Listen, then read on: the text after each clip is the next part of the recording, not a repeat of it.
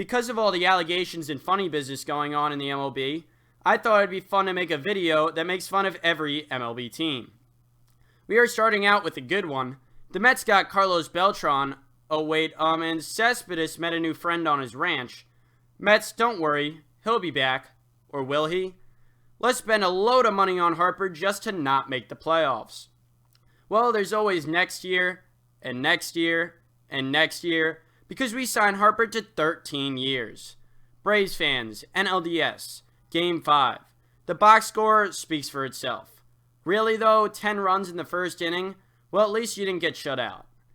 It's kind of hard to make fun of the Nationals right now, but I can still talk about their star third baseman, leaving them to go to the Angels. The Marlins are going to be so good this year. They have D. Gordon, Marcell Ozuna, Giancarlo Stanton, and Christian Yelich. Oh wait, Jeter traded them all away for nothing? Oh. Hey, we have a new logo. Well, it's just the old one, but anyway. Our star right fielder gets injured, fouling a ball off his knee against the Marlins, and then his replacement makes a season-ending error in the wildcard game. Hey Chicago, I love how you really fought for that division title and wildcard spot by losing 9 games in a row ending your season. Now we have the Reds, a team who looks like they are kinda trying to do something this year, but they still don't look like they have enough. I would say the most exciting thing the Reds have done is fight the Pirates. Let's talk about the other team on that side of the fight, the Pirates. Other than the brawl, the only thing they really had to root for was Josh Bell in the home run derby, and he lost first round. Pittsburgh have fun with another miserable season. Now the Cardinals. I do not understand how you can beat a team 13-1 in Game 5 in their ballpark, then get swept by the wildcard team. Come on, Cards, that series you just flat out didn't show up. Another team going back to their old logo and jerseys are the Padres, going back to their poop-colored ones. This team, just like the Nationals, signed a big free agent in the 2019 offseason, and they didn't even make the playoffs. But then again, no one was expecting them to. Let's talk about the Giants, who are just the washed-up 2014 World Series champions. And the best thing they have going for them is Mike Yastrzemski, Carl Yastrzemski's grandson. And their biggest acquisition was the first female bench coach. The Dodgers, 106 wins and 7 division titles in a row. And no World Series. They always seem to choke. Great in the regular season and can never seem to win in the postseason. But hey, the 2 times they lost in the World Series, they were to cheaters. The Rockies, you extended Arenado, your best player, and now you want to ship him away? Wouldn't want to be a Rockies fan. The Diamondbacks kind of fell off the map. Yeah, Marte was good last year, and you got second in the West, but you were still 21 games back, and Goldschmidt is now on the Cardinals. Now for the O's, more like the oh-no's. Remember Chris Davis? No, not the Athletics Chris Davis.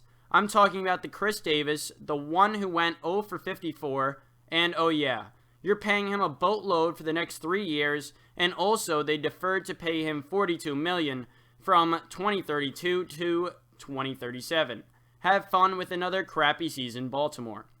Let's talk about the other bird team in the East, the Blue Jays. Let's name some of their core guys. Bo Bichette, Kevin Biggio, Vladimir Guerrero Jr., and what do all these players have in common? Their dads played in the majors. I see what the Jays are doing over there, but they still were terrible. So that means they have another good draft pick to pick up another major leaguer's son. Blue Jays, you still have a lot to work on. Well, here we are with the Red Sox, and we are talking about the one and only Alex Cora, the man who cheated with not just the Red Sox, but he was also the bench coach with the Astros, and was the main man who set up the whole sign-stealing thing with them. It does not get any worse than Alex Cora.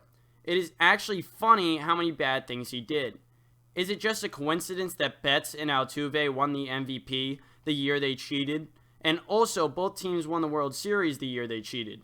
To me, I think not. Tampa Bay Rays. I kind of feel bad for you.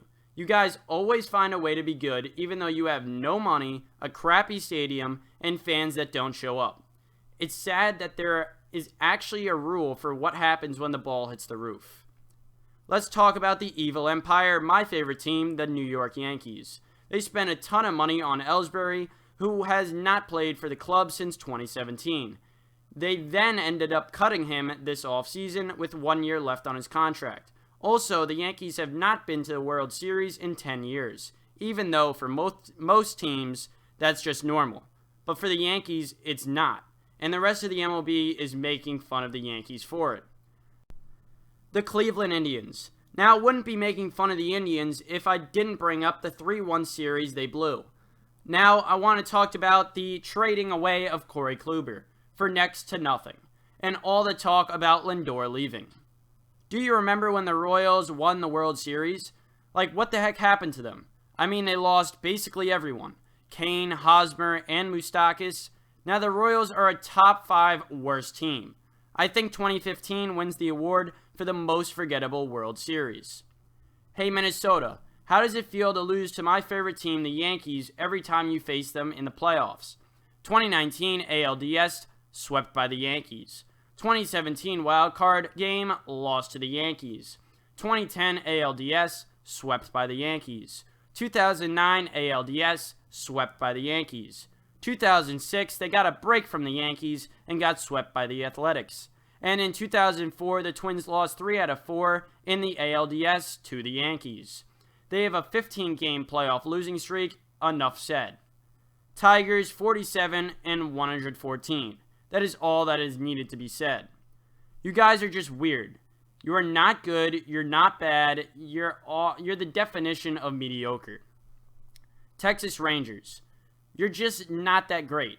The only reason you're even trying to be somewhat decent this year is because you are being built a new stadium, even though the stadium you have now is only 25 years old. You're wasting him. The best player in baseball, Mike Trout, you're flat out wasting him. Now you have signed him to an extension and got Rendon. Please get this guy to a World Series.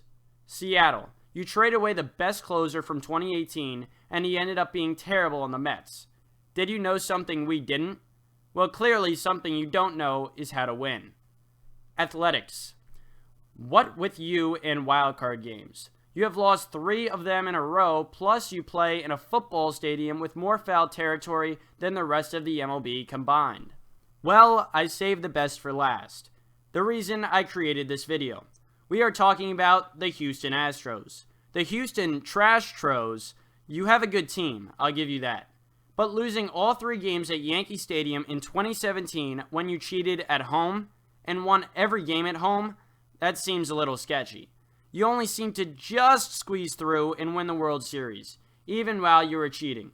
Let's look at some home and away splits from 2017. At home during the postseason, Altuve batted .472, and away .143. Bregman during the postseason, he hit .273 at home and .154 on the road. Correa .371 at home and .211 on the road. Coincidence? I think not.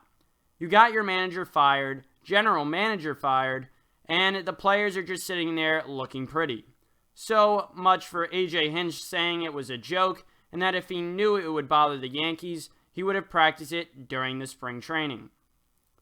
This was Stealing Strikes, where we got all things baseball. Please like and subscribe, and I will see you in the next one.